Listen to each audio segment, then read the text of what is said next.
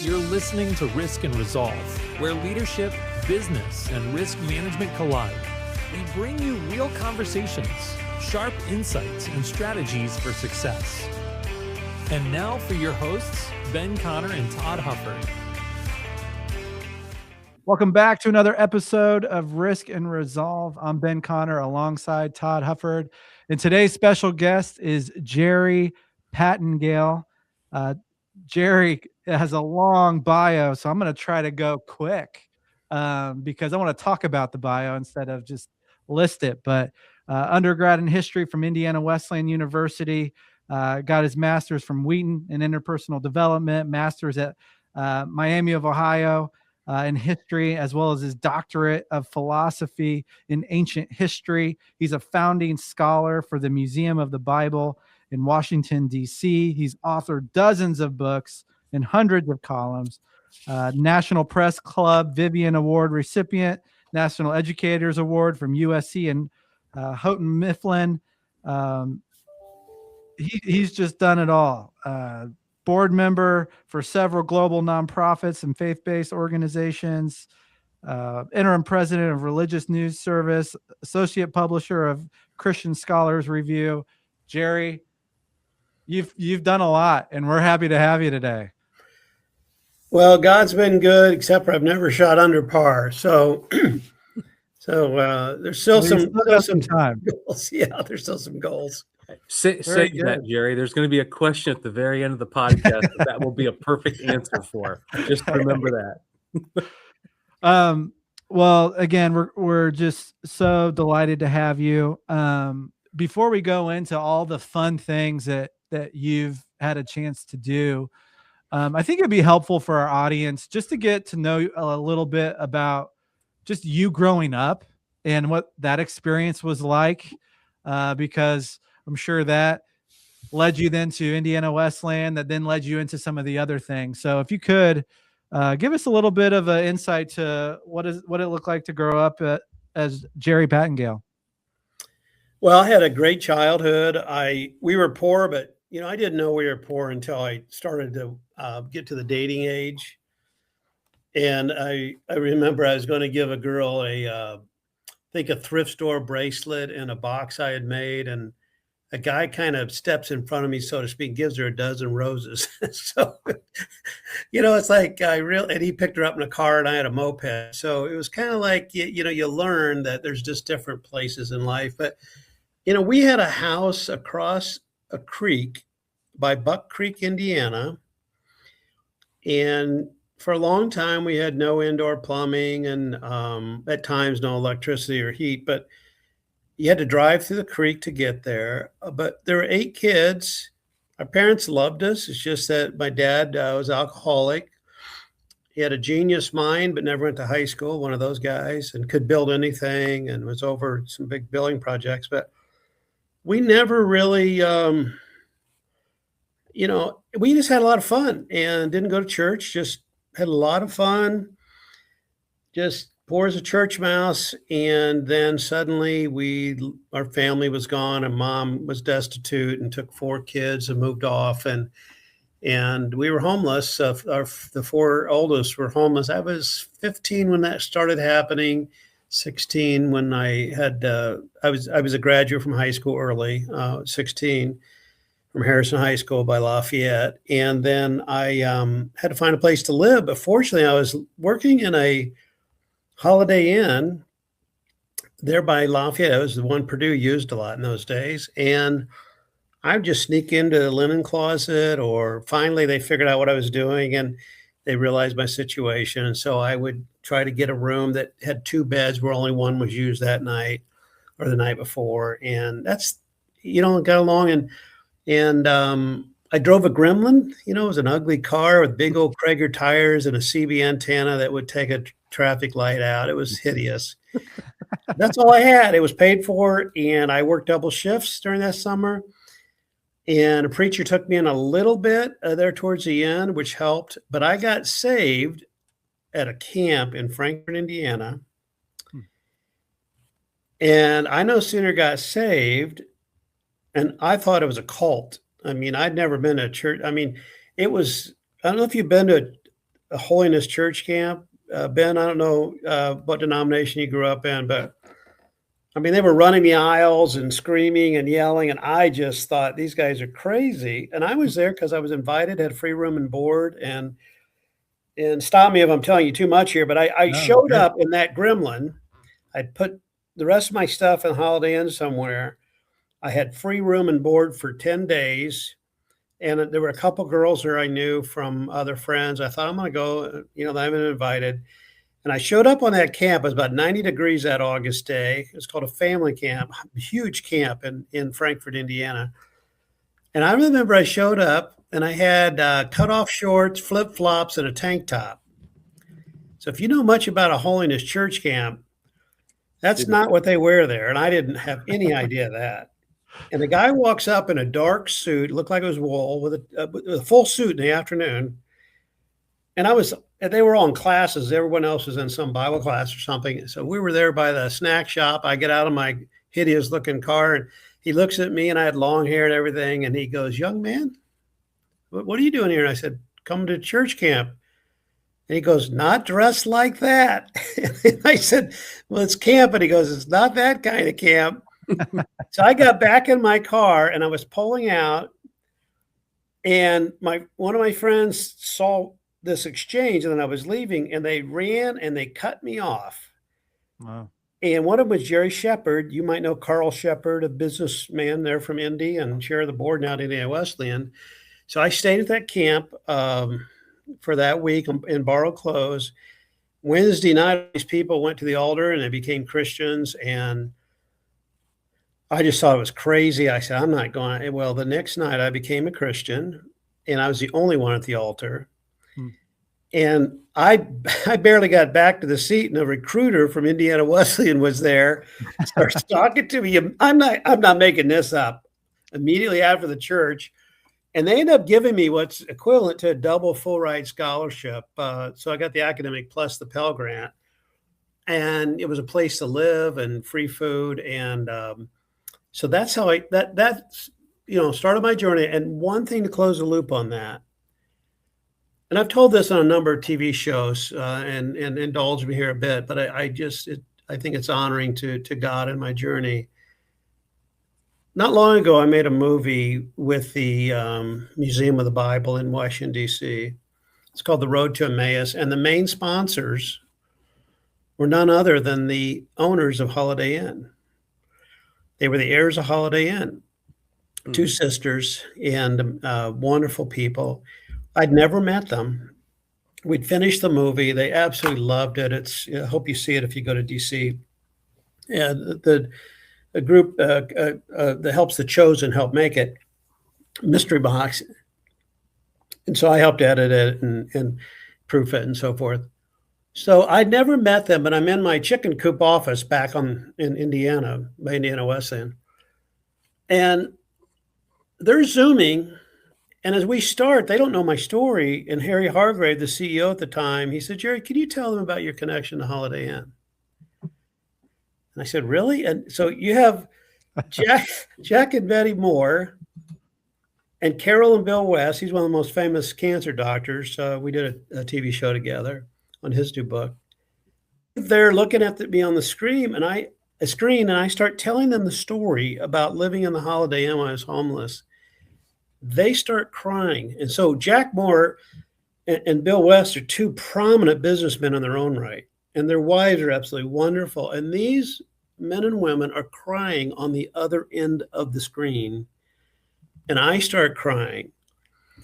And here I am supposed to be this, the founding scholar of the museum, head of this. And when you have business meetings and these top business people of the nation are on the other side and you're crying, it's like, oh, wow, that's how we started. And I don't know how religious your whole audience is and everything, but I will say, in my view, God knew when I was 15 and I applied for that job at Holiday Inn and they turned me down. And I put my arm on the counter. I needed a job. And I said, "I'll arm wrestle you for the job." And God knew at that moment that years later, I'd be sitting across from the owners of the very hotel chain and the whole industry that built that building. And so that was and we are good friends to this day. We text all the time. It's been wonderful. That's incredible. Unbelievable. That's Jerry, incredible. you sound a little bit like an evangelical Garrison Keillor. Garrison is, I think, a lot more gifted than most of us. So But I think of Garrison in the sense that he's a writer at his core.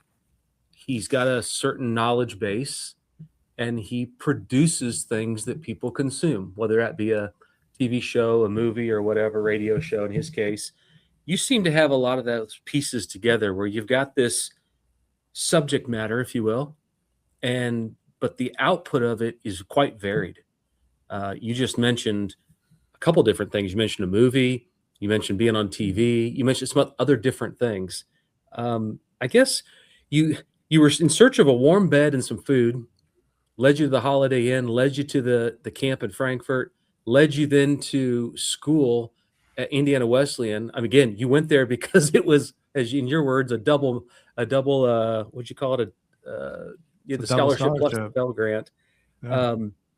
At what point at IWU, I'm assuming it was at IWU, did you go, oh, this is my path? This isn't an accident.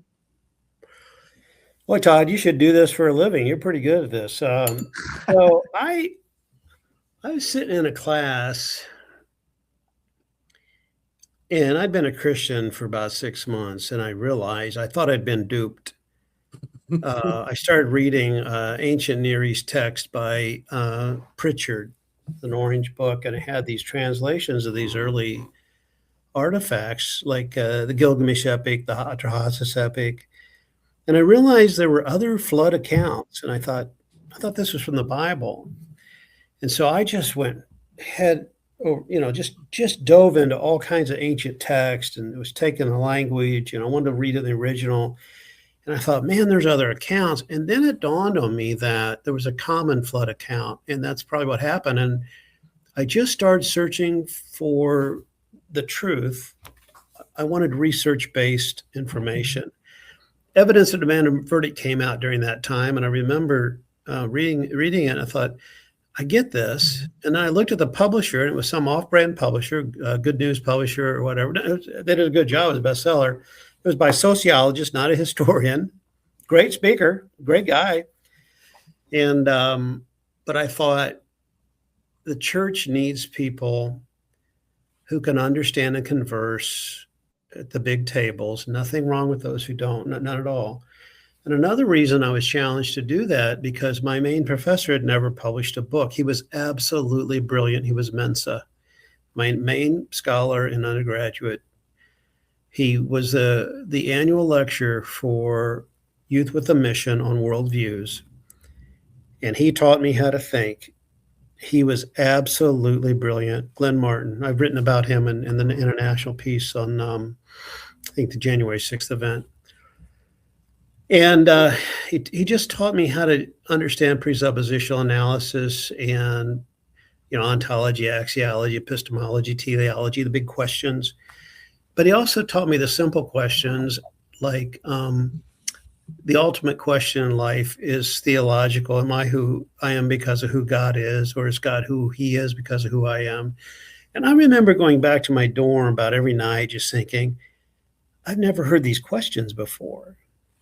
I've never read these materials before on these ancient artifacts. I want to see evidence, and I want to see how people come to conclusions. So I also studied logic. And so, Todd, all that fed together in my own Life Wedge.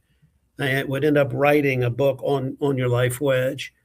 And now, by the way, Ben, one of your people who admires you says you're his favorite in the field.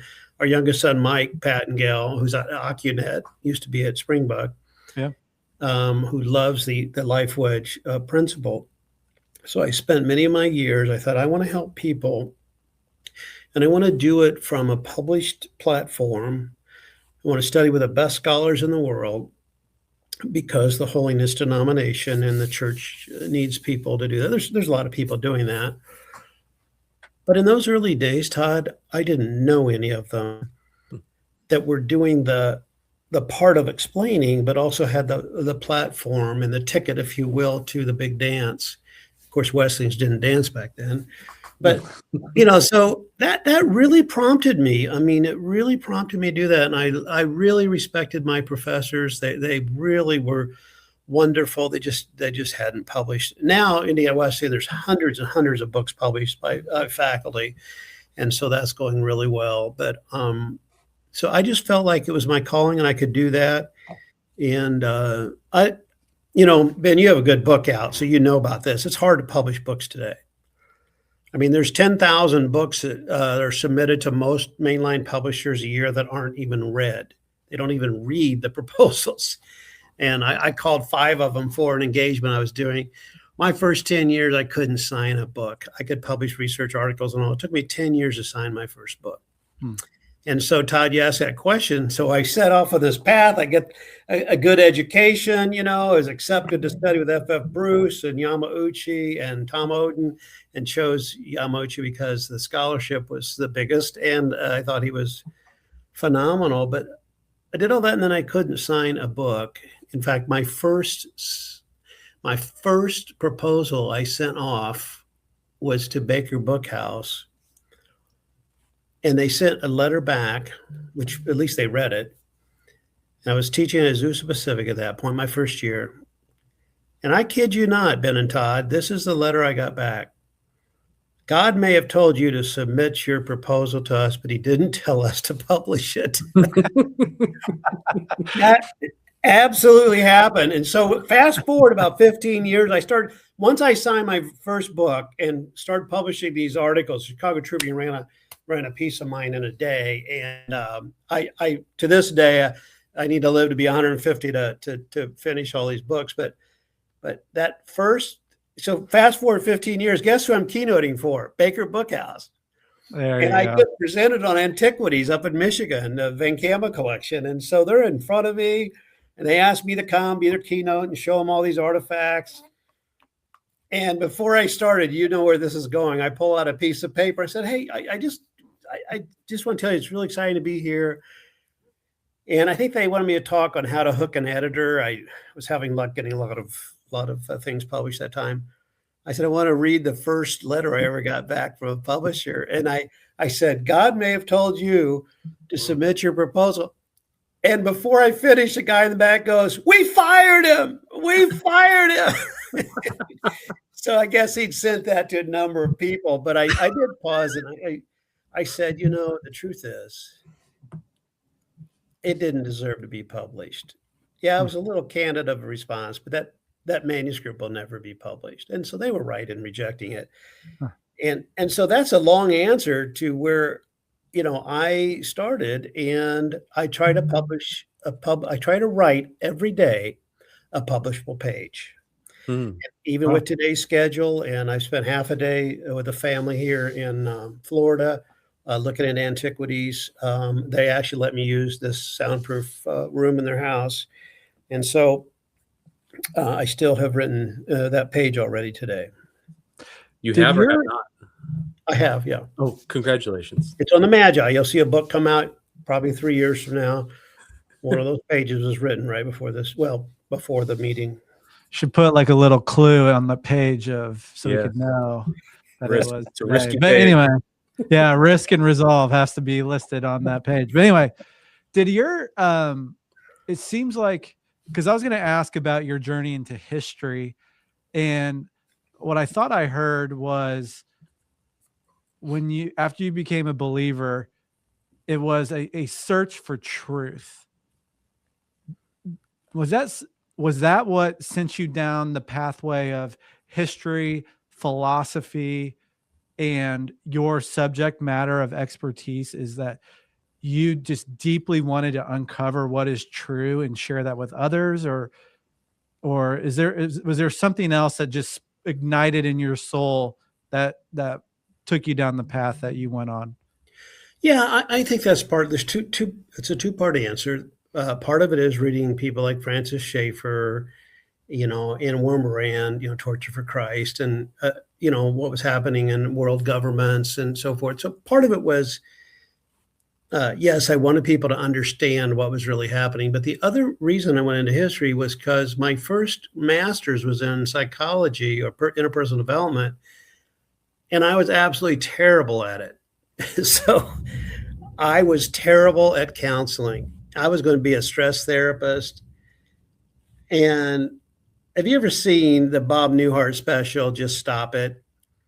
So if you're listening to this broadcast and you haven't watched that little 5-minute video, it's one of the funniest ever made. And Bob Newhart, if I had watched that before I went to Wheaton, I'd never gone to Wheaton because I just want to tell people, just stop it when I got into sessions. So that put me back to my first love of history. So I was terrible at what I went into. I finished the degree, loved Wheaton, but I finished the degree, went back to Indiana Wesleyan and did a second undergraduate degree, started what's called JC Body Shop, a youth organization there, and then went on to Miami. So that's why I went in. And I like to be able to look at things that were objective. And then I came to realize that as far as your beliefs, you can see what's accurate, what texts are accurate, what's authentic. You know, if you followed my career, we've been duped. I mean, I blew a whistle with a couple other of my friends, Christian Oskala and others, on the top Greek scholar in the world who had sold us stolen items, and he had faked all the documents. And we also had some Dead Sea Scrolls, and, this has all been in the public, but I've been in the middle of all that where, those things happen. And so when you're trying to figure out what the truth is in history, you want to know what the sources are that are accurate, which ones are real, and what you do with them in your own life, that's a matter of authority. And whether you believe in capitalism or not, or whether you believe in some other view in politics, or whether you believe in the Bible, it's a matter of your choices once you see the evidence. And unfortunately today, Ben, your presentation at the CFO conference was, it's just outstanding the way you're saying, look, here's the facts, just the facts, ma'am, from Dragnet. Here's what's happening in healthcare. And you had some other speakers there. It was like, these are the real numbers. And so either you're getting bilked or you're not, and so you're helping people to realize this is what's happening. But you know what, Ben, you can show that to 1 million people, and maybe only 10,000 of them will say, okay, I'll do something about it. And that's where I find myself. I have a TV series that just came out this week or last week with David Cunningham, who did 10 Doll Wars. It's called David, King of Israel. It's top. Yeah. It's top right now on the Fox station. It's a 4-hour series, and hope you see it and enjoy it. And whether or not people walk away from that believing more about David or not is up to them. My role, as far as helping to edit that and talk on some of the episodes, is here's what the Bible says happened. We know this from other sources, so we were comparing those. What you do with the story of David in your own life and those lessons is up to you. So that's where I'm at with what I do, and hopefully that helps you to see a little bit of it. Jerry, when you were younger, exiting college, was there somebody you modeled your career path after, or a couple different people that you saw doing some of the things that you're doing today, probably with different mediums you're using? It's a new technological world, but were there people that you can look back now and say, yeah, I kind of took the mantle from so-and-so and I've helped carry the work that they did, and we've furthered it and deepened it and broadened it? That is a great question, and all of us need people like that. There was a teacher, a couple. I mentioned Glenn Martin at Indiana Wesleyan, who taught me how to think, categorically. But there was also another professor. Both of them have since passed away. By the way, I wear Glenn Martin's robe at graduation. I'm a lot heavier than him, so if I look like a shrink wrap pear, that's why. His widow, she asked me to wear it. But Keith Drury's the one he walked over to the board one day and just wrote a V, and he goes, it's sort of like a life. Your life is sort of like a wedge. and the sharper you get. And I'll never forget that. That's the whole Life Wedge principle came out of that, even though that's all he ever said about it. But he's the one that told me you should write a publishable page a day. And the reason I bring him up is Keith Drury had a way of keeping you engaged when he was talking about deeper things. And so he had an influence on me through the years. I wasn't real close to him after school because I went away and had to survive and so forth, like everyone else. Yamauchi, my mentor at Miami of Ohio. In fact, I'm going to go speak at Miami University to give the Edwin Yamauchi lectures here in a few days, and giving history lectures there on Miami's campus. So it's a real honor to go back. He's still alive. He's 90 and he's still writing. Awesome. And he's been an inspiration for me. I've contributed to 2 festivals for him. He's lived so long that there's 2 books 20 years apart that are honoring his life. And he's been tested. He knows at least 22 languages. But he just had every day was about accomplishing something that day. And so that helped me. And he also helped me one day. I made a statement about someone. It was in a total secular setting. It wasn't a religious conference or anything. And I just disagreed with somebody on something. And he just reminded me that it's okay for people to have different opinions. And sort of like Thomas Aquinas's intellectual virtue, enter every conversation thinking that the other person might have something of value for you, that you might actually learn something from the other person. After listening, you might determine, no, you don't. But so Yamauchi helped me to have, hopefully, I know I like to have fun. I'm probably a little loud for some people, but to have a humility when you enter with discussions with people. And so I think, Todd, that's helped me through the years, to leave a room with the fragrance, better than when you entered, that people feel good about themselves. They'll forget you in time, and that's okay. But, trying to help them in what they're doing. Can you explain that Life Wedge principle a little more fully? I'd love to. In fact, Ben, you're going to be excited about this. My agent at Dupree Miller, Shannon Marvin, we go through the list of books, and one of them now on the list is I'm going to actually do a book just on the Life Wedge. And I've decided to have my son Michael as the lead author, and it'll be with Jerry Pattengale. I have 4 sons, love them all. To have a son that says it's influence, and Michael, he's been very successful. He's at Ocunet. He's a vice president. He was at Springbuck. He's done really, really well. Yeah. And what I found out, and by the way, those of you watching this, we didn't cue this question up because it sounds like a book promotion, but I'm telling you, this is where a lot of the next 5 years of my life will be. Mm-hmm. And I'm 67, so it's an important 5 years left. It is. Get it in.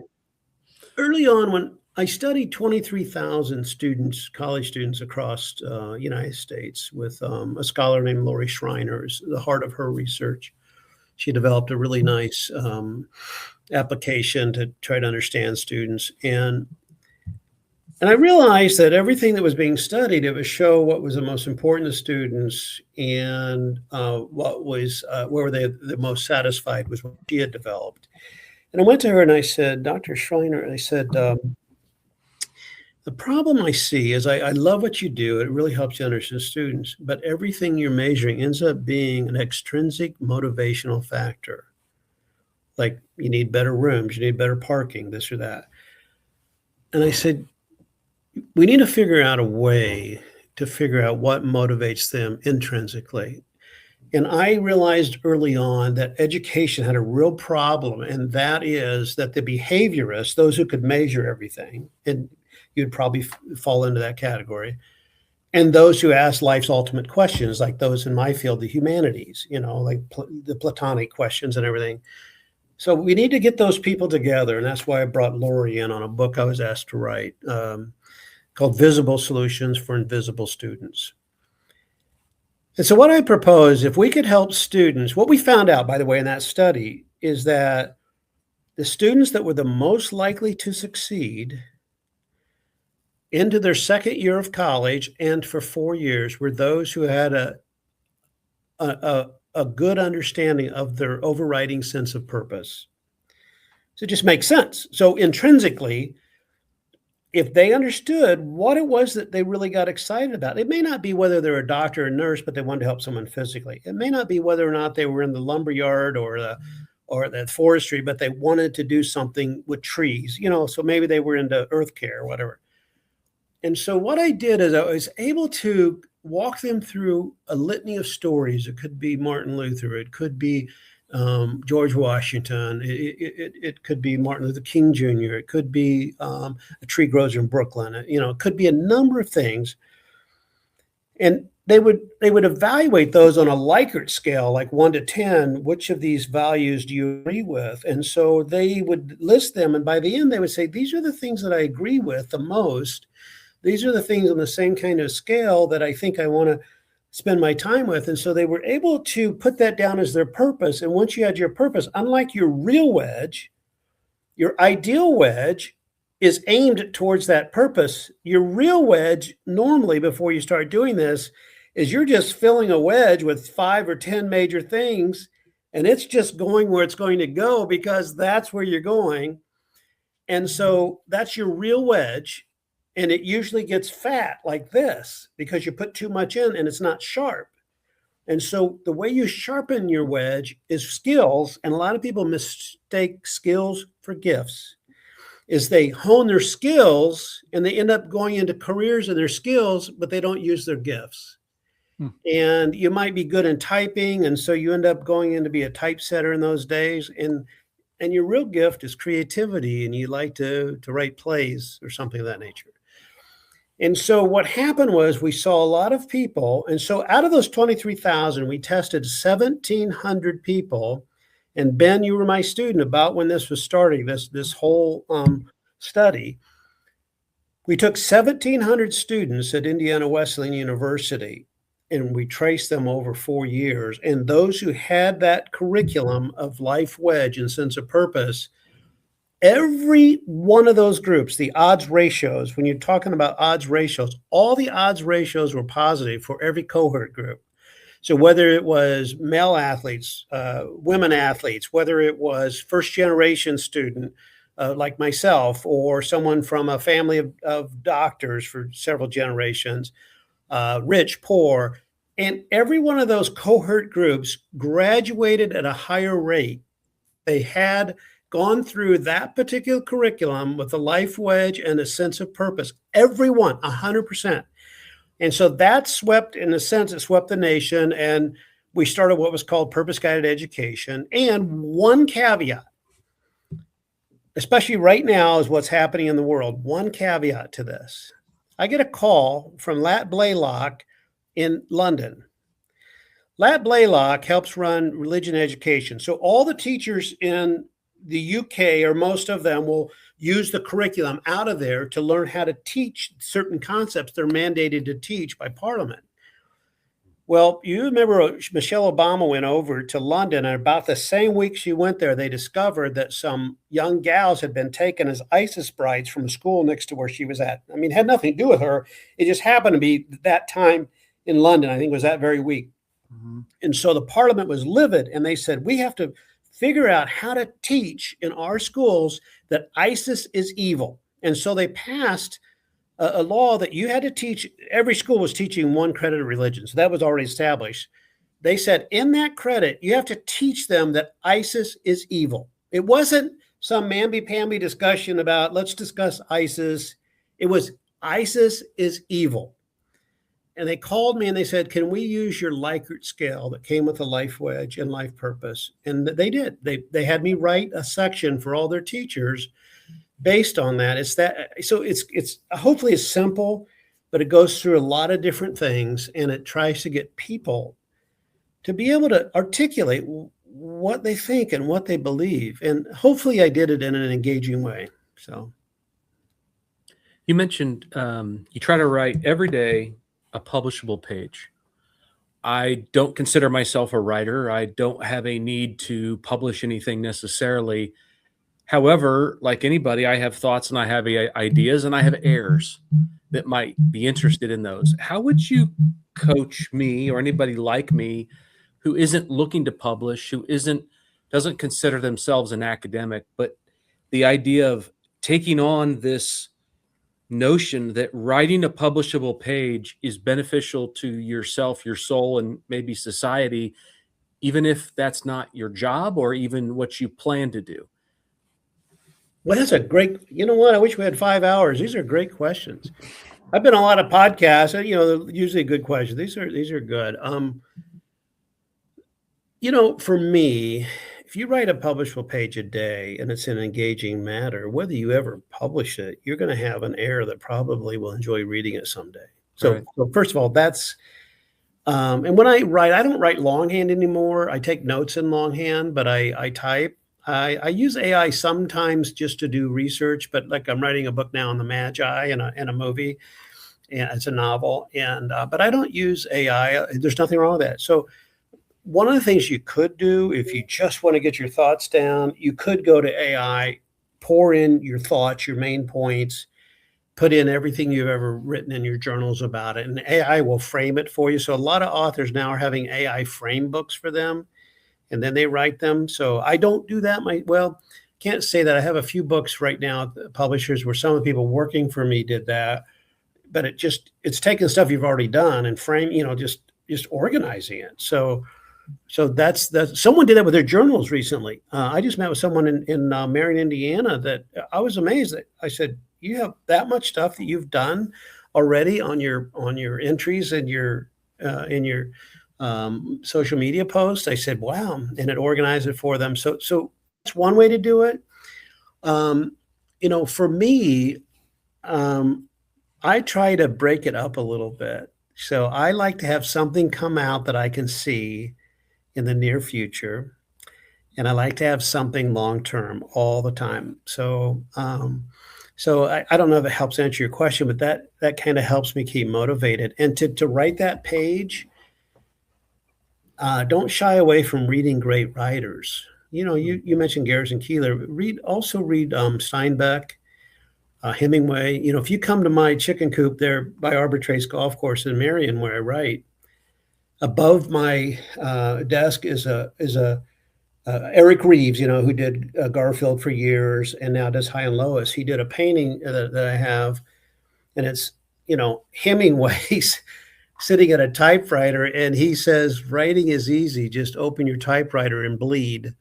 And part of it is just sitting down and doing. And by the way, my brother Abraham, he bought me a vintage Hemingway typewriter. So it's not the same exact one, but it's like the one that was by his bed. I've been to Hemingway's house and where he wrote in Cuba. But what Hemingway also says is, he says the key to writing is finding a perfect sentence and build a paragraph around it. And that's probably the best advice that I've ever received. And so I will wordsmith a sentence and a thought and then build a paragraph around it. So I don't always get it right. And sometimes I just have very short paragraphs. But so one of the things that's really helped me is reading other writers. And my friends would say, when I say it's important to write better writers than myself, they would say, "Well, that wouldn't be hard, Jerry. Just kidding me." Well, it's not hard. There's some brilliant writers out there.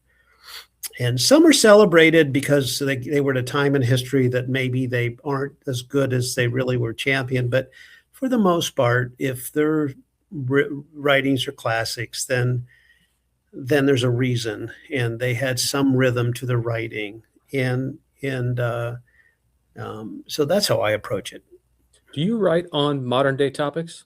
Oh, yeah. I actually use the news columns to do that more than anything. So, so I will sometimes, if you go on Muck Rack, or where some of my articles are listed at the national level, I've done a few of those.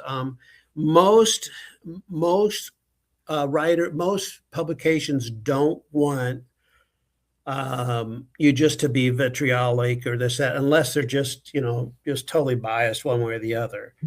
I was fortunate recently. Now, some of you may totally disagree with this, so I know that I might alienate half of the listening audience. But I finally decided to write a piece called, it was published by the Washington Times. I'm the chair of the board of the Washington Policy Institute.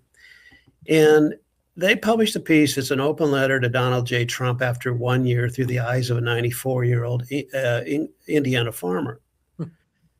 And what I do is I compare this farmer to Donald Trump all the way through. Now, it was edited from 1,800 words or so down to 800. So they cut out a lot of the more specific. But a lot of those pieces are edited down. But they told me, this is Jerry, the president of Washington Times told me this. He spent 2 hours with me. So that's why I gave it to him. And he said, normally we never publish these kind of letters. He said we would get these, a dozen a day. Everyone wants to write that, but they chose to publish it. And so that's the most recent one that I've done, and it got a lot of play. If you watch on I posted that on my LinkedIn, so you can find it on my LinkedIn, and it had thousands there, 6,000 or 7,000 on LinkedIn. LinkedIn's not like Facebook or something. It's not to get zillions of hits; it's to get important ones. But I start that off. For example, if you want people to read about these current events and not just to be championing something one way or the other, you need to have something new or original to say, and it needs to have substance, as I was talking about with history. And a lot of times I've been asked to do writing conferences and talk to faculty, like at Texas A&M and other places. And I've had McGraw-Hill had me to speak to their faculty, to their editors, and how to hook an editor. And I will read the first sentence of a lot of my articles, and they seem to love it. I showed up at one publishers conference. There's 50 publishers sitting in front of me, a lot of big presses. And about 2 hours before the event, I was telling the guy who invited me, I says, yeah, I've got this, I want to just show you this. It's on the Museum of the Bible. He goes, what? He goes, we didn't ask you to speak on that. We asked you to speak on those opening lines of your articles. And for example, I'll give you one here. So I wrote a piece for Chicago Tribune.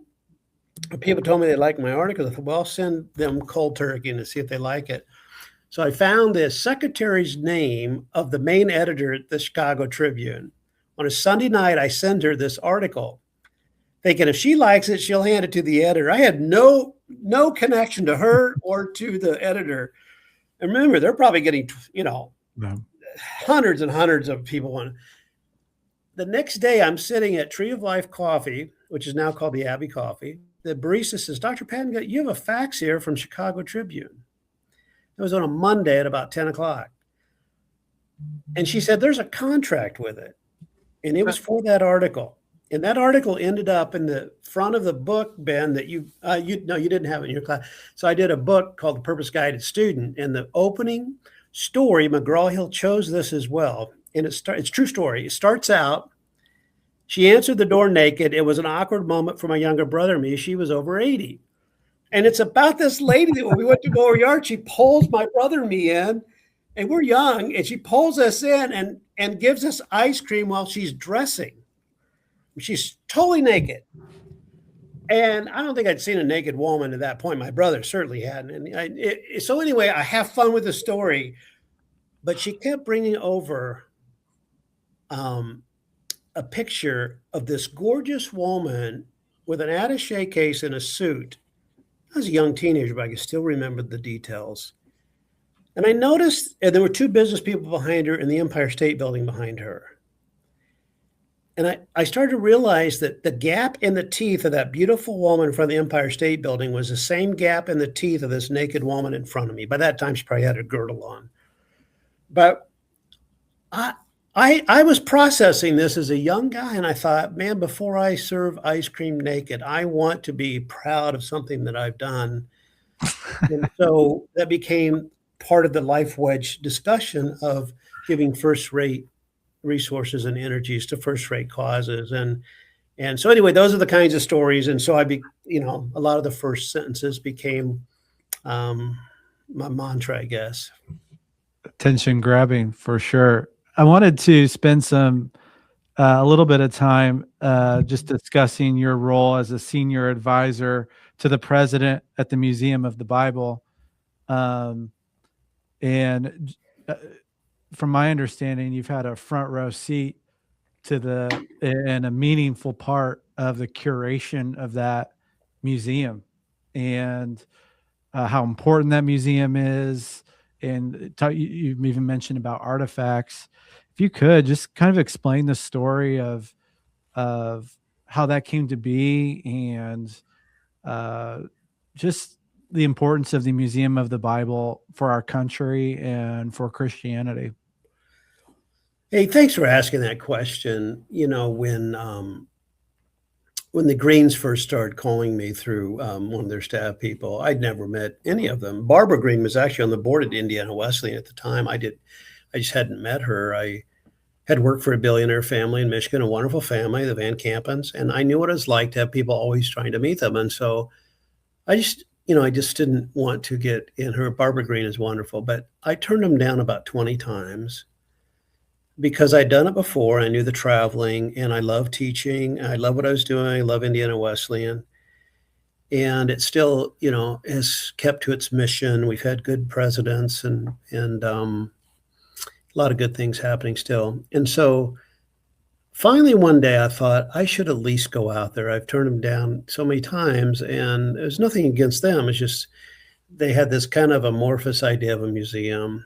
What had happened is they had a couple of guys that approached them to buy stuff. They kept approaching them. So finally they bought a bunch of stuff and realized they needed to actually take this on themselves because they didn't feel like that particular effort was going to go anywhere. And so they decided to do it themselves. And they knew I had helped with the Van Campen family. Holy Land Experience came out of that in Florida. And so I went out to meet with Steve Green, and I don't know if you guys have met Steve Green. You met John Cargill, his CFO, and you heard him speak just real highly of the family. And John is a really sharp cookie, and he's been with them much of his career now. And I remember it was just me, Steve, and one other guy. We're sitting at a table, and he's telling me about his dream for this museum. He says, I don't know if we're going to even have one, where it's going to be if we have one. And I just, when you're in a meeting and you realize that you need to do it, for such a time as this. And I shook his hand. He was in blue jeans and like a Dillard shirt or like a Costco shirt or something. It's an absolutely wonderful family. I've been with them now for 16 years. It's a wonderful family. Their grandkids, their kids, I love them. They're great. And they give half of their wealth away too. They're not stuck on any of that. And so, Steve, I turned to him and I said, I have no calling at all to run a museum. I said, I'll help you start it. And I said, I just don't want to move from Indiana. I had two sons, I think you may know, Ben, that had chronic diseases. And fortunately, God's spared them. They're doing fine. But and I said, I always want to line to you, either direct or indirect. And Steve goes, well, there's only two of you, but how could you not? I said, if we do our work, there'll be 300. And so as time developed, we actually ended up hiring different people and chose to build it in Washington, D.C. And then we found the building, but we had Harry Hargrave, who ran the Hunt Family Foundation, did a lot of other great things. Harry's a great guy and our CEO for a while. And the last day that Harry was going to help us, he was there a year. And you guys have been to DC a lot. It's tough to buy a big building, And they would say they were going to sell buildings. None of the big buildings were for sale. The Trump Hotel had come up, or at that time it was the old post office. I'd actually written a news article on it, the old post office. And the day we went to look at it, Trump bought it. I think is the way it worked out. And so Harry Hargrave, his last day, he was going to take one more walk down the hill from the Capitol building. And he walks over a couple blocks past the Botanical Gardens. He sees this building. He walks in. It's called the Design Center. The Kennedy family owned it. And he goes back to his office, and he just thought, well, that's it. And the phone rang as he walked in the office.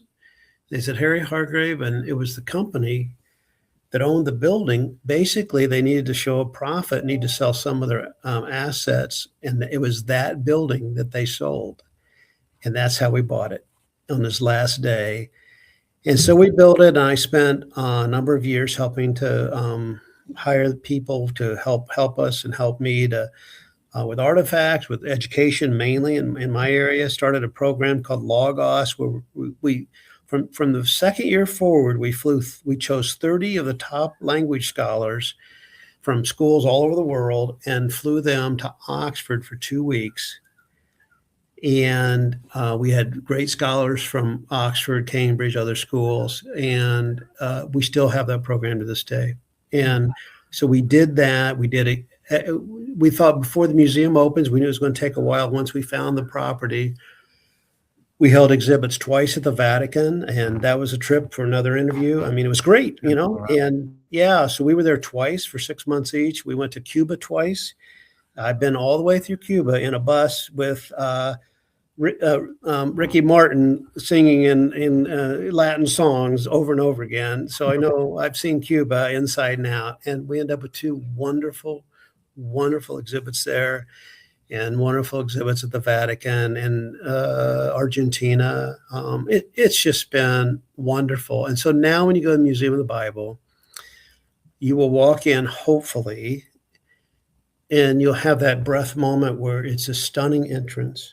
And David Green just said, whatever you do, don't bring reproach upon the name of the Lord. I want it to be deserving of what it's called. And so we had the freedom basically to build and hire the people that were smarter than myself anyway, smarter than I. And that's how we did it. And we hired the best people. And it was one funny story. We went to Vienna, Austria, Carrie Summers and I, and we looked at a ride. He said, Jerry, because he used to be over Branson, he used to run the Branson Silver Dollar City. Harry Hargrave actually, I think, was running it, and hired him. And Carrie had seen a ride, so we go there, and it was like a drug park. It was like, on the edge of Vienna, this beautiful city. There was this park that looked like Old Coney Island, like you were going to buy some drugs there. And I go, Carrie, what are you showing me? We go there, and there's a ride that's like a magic carpet. You fly over, and they throw water on you. But you could see enough to know that it was special. And we hired the guy. And if you go to the museum today, it's called Washington Revelations. And you literally feel like you're flying over the city and into buildings, and you see the scripture on different buildings and monuments. It's wonderful. Wow. Yeah. So that's how that came about. What are some of the artifacts in the Museum of the Bible that are special to you? That's a great question. For me, one of the most moving ones is one of the first that was purchased. It's called the Richard Roll Bible. So, Wycliffe and Tyndale were among the first that put the Bible into English. There was also a priest who helped put parts of each page in English for a nun, an anchorite nun. She had walled herself in. This was common practice back then, and this was 16th century. She, either 15th or 16th, she had walled herself in for 20 years. And so she didn't come out for 20 years, but she realized she couldn't read her Bible because it was in Latin, the Vulgate. It was still the Vulgate use there. And so Richard Roll took, and he put under the open paragraphs of each chapter, he would translate them into English. And then he slipped that through to her. And so for me, that has special meaning to me. So that would be one. Another is an early piece of John. It's got the first page number on it. It was the picture of it was in my textbook when I went to school to learn Greek. And so to actually have that as part of the, it's just amazing. We have early Parisian Bibles that they decided to make the Bibles uniform so that when students were studying them, they're all on the same page. And so it's nice to see that, how they were trying to help the students there. We have little Hussite Bibles, and if they're on leather, by the way, it's usually a uterine leather that they take the the calf or the sheep out before it's born. I know it sounds terrible. That's what they would do to get the really fine leather. And a lot of times they'd have to hide those Bibles, is why they did that. And the French Huguenot Bible, they had to do that. So those would be some of the main ones. We have the Crosby-Scoian Codex, one of the earliest copies of First Peter ever found, and it's huge sheets, 100 and some sheets from early Coptic language of Egypt. And then probably another one of the first items we bought, it's called the CCR, not the band, but it's Codex Climaci Rescriptus. And literally, it's like a movie. It's like that Nicolas Cage film, where they're finding the Constitution and on National Treasure. Yeah, National Treasure. And you look at this, I think it has 137 leaves. It came out of St. Catherine's Monastery, two widows, sisters, who knew languages really well, went all the way to this monastery and got this book, brought it back, and we were able to buy it. And on the top layer, you see real clearly in Syriac a sermon. It's a sermon with a ladder. It's instruction for the priest. But you can tell there's something underneath of it. And it bugged these scholars for centuries because they knew there was earlier stuff underneath, and they tried everything. They used to pour acid on the front, and they would eat away the top, and they would try to real quickly write down what was under it. Obviously, it destroyed a lot of manuscripts doing that. But today, you can literally use multispectral imaging. We were just in Israel where they had the really advanced ones there underneath the Dead Sea Scroll area, or just next to it. And it goes over and scans at different wavelengths, and literally it brings out the bottom text right to the top, just like National Treasure. And underneath of that text, imagine this real fat text of vellum pages. Underneath comes up some of the early Palestinian Christian Aramaic ever discovered, the language Jesus would have used. And it was hidden all that time underneath of a sermon because the pages wore out and they would scrape them. The books were so expensive to make that they just would reuse them. And they also found on that same manuscript in Cambridge. So one of the first things I did was advised Steve Green and Jackie to use Tyndall House, Cambridge. So it's a group of scholars that live in a house called Tyndall House. Some of the best, it's the best collection of conservative or Orthodox language scholars that study the Bible in the world. And they meet there. And so we took that manuscript to them because it originally had been at a college there that needed money and sold it. And so I was able to take it back, and we had a big party. They said it was one guy was laughing, and the room was packed when we took it back for them to study. And they said, I said, why are you laughing? He goes, this is the most Cambridge professors I've ever seen in a room without alcohol. So Mr. Green said wanted to pay for the alcohol. But they also found underneath it one of the earliest diagram of some of the astronomical sketches like Taurus and others. So it was pretty exciting. Wow. Well, you have had quite an experience thus far, Dr. Pattengale, and we really appreciate you just scratching the surface with us today. I know we're coming up on time. And so actually before we go to our last two questions, I did want to ask you, because I thought it was pretty fascinating, that you were part of a recent film series, and you mentioned it earlier, that was David, King of Israel. What was that experience like, just being on the film side of things versus manuscript? Was that a different, interesting experience for you? Well, you know me, Ben. I have a face for radio and a voice for writing, So when I got involved in that project, I've been asked to do a lot of editing of film scripts and everything, and doing some others right now. And I like it. It's fun. And what's fun is you reach more people. You unless you have a bestseller, and it's really an anomaly to have a best seller in any field, unless you're on Fox News and you're able to sell it every day on the news. But what was exciting to me during that project is that these people were the real deal. They were going to get it to millions of people, and they already have. It's already it was number one, And so what you do is you just do your homework. And if you don't know the answer, Ben, it's sort of like you in the healthcare industry. If you don't know the answer about something, you better get someone that knows it and ask them. And so, I don't know how many gifts. I always think of somebody who's smarter than me on a subject, smarter than I on a subject, or I think can express it better. And so I would call them, behind the scenes, trying to figure out whether that was right or that's wrong. What kind of sword would that, Philistine have used? And so these are all real questions. And then when they asked me to be on the screen, now you got to remember Yellowstone had just come out, and it was really hot. And the same film company was filming Yellowstone at the same time. They were still doing an episode while we're flown out in Missoula. So, it's been a fun world, life. I've loved the different things. It's like, wow, So I just was kidding. Bridger Pierce, if you're watching this, you're listening to this, hey, shout out.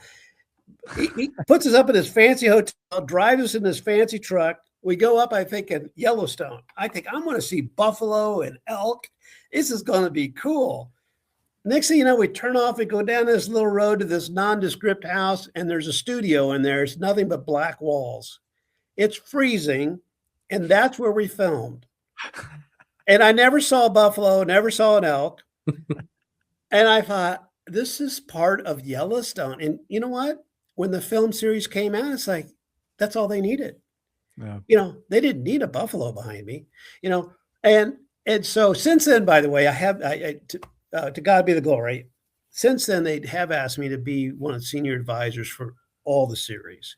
And so, 67, it's really fun. If I drank, I probably would have had a few after that. But so I had just some coffee, but I celebrate. But so I'm going to be doing a lot with them. And these are good men and women. They're exciting. I did ask them, though. I said, if I agree to be on this board of this film series, are you going to show me a buffalo next time I come out there? You can call Bridger Pierce and ask him that. I really ask him that.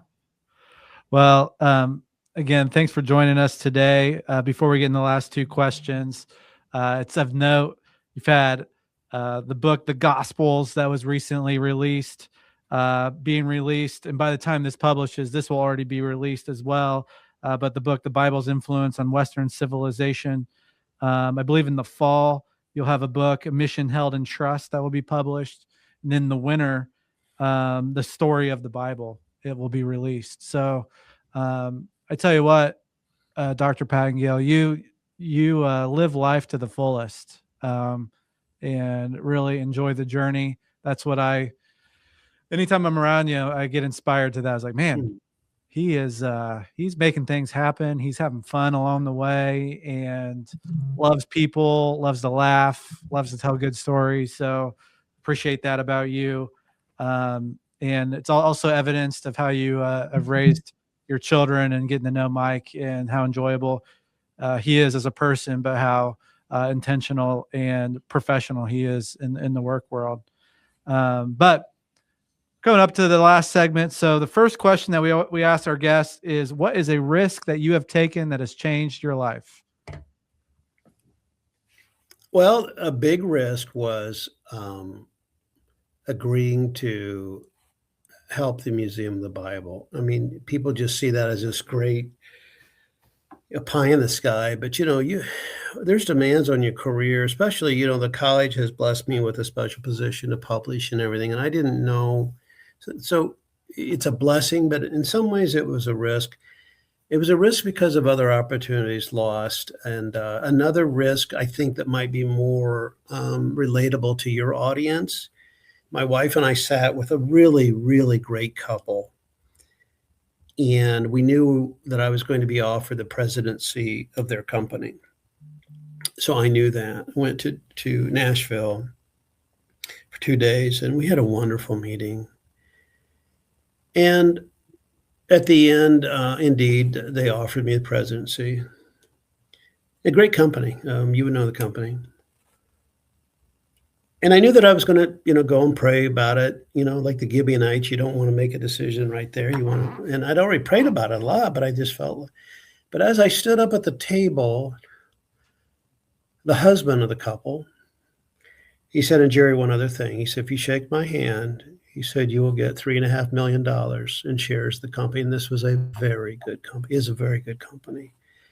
He said, you'll get $3.5 million signing bonus. I don't know about you two. I mean, you're in healthcare. Maybe you're wealthy, Ben. I don't know. But I've been offered a lot of things in my life, whether I deserved them or not. That got my attention. Yeah. And I remember, you ever had that moment where the window goes up and you're waving goodbye to people and you're saying under your breath something else to your wife, like, oh my goodness, can you believe what just happened? And, Right. But you know what? I couldn't sleep that night. I had no peace about it and turned it down. And it wasn't a risk. It just was a lot of money. And the company's doing even better. So those shares are worth even much more. When the stock market might be struggling, those are going. And so maybe that was a risk. But you know what? I'm happy. I was also invited into the offices of Washington Post with Sally Quinn. Ben Bradley was still alive, a Watergate hero journalist. And I was offered to take over a major section there. And I just didn't have the peace to do that. And we had just bought the building in D.C. for the museum. And my heart was there. And even though I love writing, and even though I'm called to write a published page a day, I just wasn't called to lead that section. Of course, Bezos bought it not long after that, so I probably would have been out of a job anyway. But so those would have been a couple, I think. Yeah, that's interesting too. About I think someone with as an exciting of career as you've had, doing many different things, it can be a perception of you just keep saying yes and things, and there's some of that is truth, but reality is. You mentioned there's other opportunities lost, and being careful of what you say yes and no to, and being prayerful about it and being discerning to that. So I think that's a good word, alongside the risks that you have taken too. Jerry, the second question and final question, almost that we started with. Let's see if you come back around to the same topic. What is left yet unfinished that you have the resolve to complete? So for those listening, they give you notice, and this is a very well run podcast. So I'm just happy to be involved. I would like a book with a long shelf life, and that's, and maybe it's the Martyrs book. I had a Martyrs book come out recently with Johnny Moore. It's a new book of Christian martyrs. They did a TV show, and someone said maybe that's your book. I'm part of Life Streams, 8 Streams, and 8 Streams. Scott Pyle and Brian Slipka and Ben Utek from the Cult, you would know, and some others. I shared that with them, and we've talked about this. And so at 67 years old, and I'm 10 years past a quadruple bypass. And so God gave me these 10 years, and when I was recovering, I just wanted to conquer the world. I wanted to see the world. I wanted to do the things that I didn't get done. And you may have heard this story, but I literally had been speaking on a book in Australia, came back. My wife's driving me, and we decided at the last minute to go through Kokomo as we're coming from Lafayette. And my heart attack hit right in front of the emergency room at the Kokomo Hospital, or else I wouldn't be here. I mean, right. I looked at her face. I said, I'm having a heart attack. And I saw the blue sign on the other side of her face. And that's the only reason I'm here. So,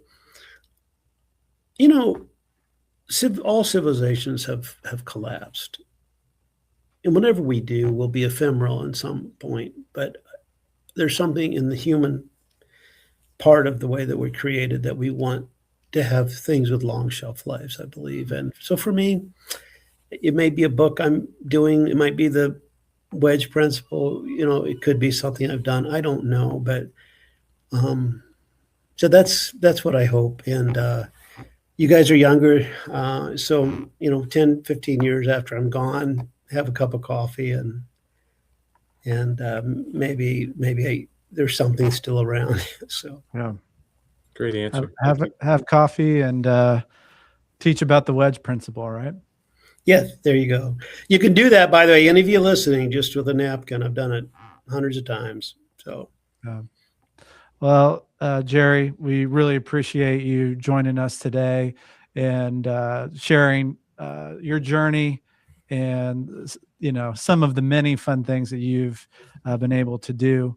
And I want to thank our listeners for joining us on another episode of Risk and Resolve. We'll catch you next time. Thanks for tuning in to Risk and Resolve. See you next time.